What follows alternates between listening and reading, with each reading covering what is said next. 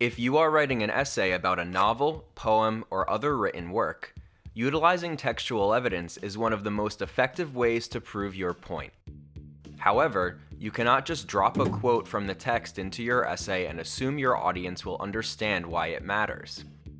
In this video, we will go through how to effectively incorporate textual evidence into an essay using context, a lead-in, a quotation, an in-text citation, and an explanation. Let's say that you are writing an essay about John Steinbeck's Of Mice and Men, and your thesis, what you are proving in the story, is that multiple characters are lonely and isolated. To prove that George is isolated, you found this quote. Almost automatically, George shuffled the cards and laid out his solitaire hand. He used a deliberate, thoughtful slowness. By itself, the reader may not understand how this quote relates to your thesis. You can build upon the quote to have it make more sense to the reader. First, every quote needs a lead-in. A lead-in is a small addition to the beginning of the quotation to help set it up and have it make grammatical sense. One example of a lead-in could be, Steinbeck explains how. Another common lead-in is, the author writes, which requires a comma before the quote. If you do not include a lead-in, the quote is considered a dropped quote, which is grammatically incorrect. Next, you must include an in-text citation to state where the quote was found. If your essay is using MLA format, include the author's last name and page number in parentheses after your quote, but before the closing period of the sentence. If you mention the author's last name in the lead-in, you do not need to repeat it in your citation. Our quotation is looking good, but it still is not clear how this quote proves the thesis. We need to add some sentences before and after to set up and explain the quote.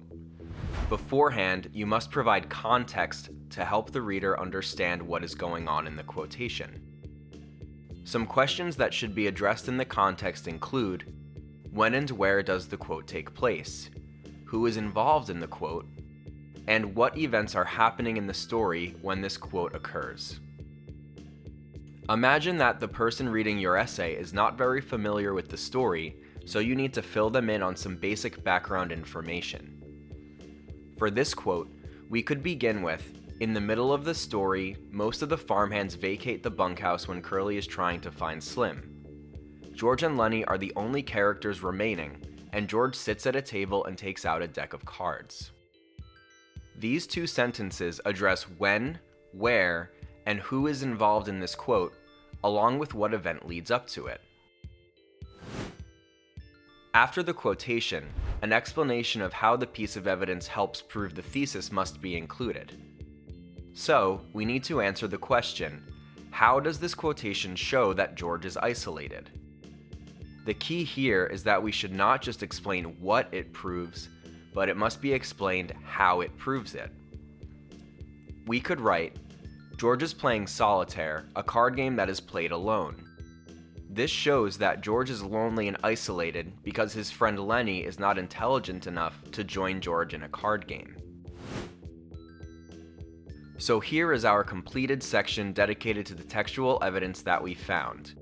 We have the context, the lead-in, the quotation, the in-text citation, and the explanation.